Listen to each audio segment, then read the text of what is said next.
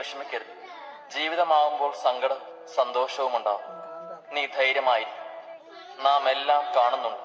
നാളെ നീ അനുഭവിക്കേണ്ട വലിയ വിജയത്തിലേക്കുള്ള ഗുരുനാഥൻ என்பதா என்னை பார்த்து பார்த்து வளர்ப்பதனால் அன்னை என்பதா உன்னை கடவுள் என்பதா கருணை வடிவம் என்பதா உன்னை கடவுள் என்பதா கருணை வடிவம் என்பதா ஐயா ஞான தானம் தந்த உன்னை தந்தை என்பதா உன்னை தெய்வம் என்பதா குருநாதன் என்பதா என்னை பார்த்து பார்த்து வளர்ப்பதனால் அன்னை என்பதா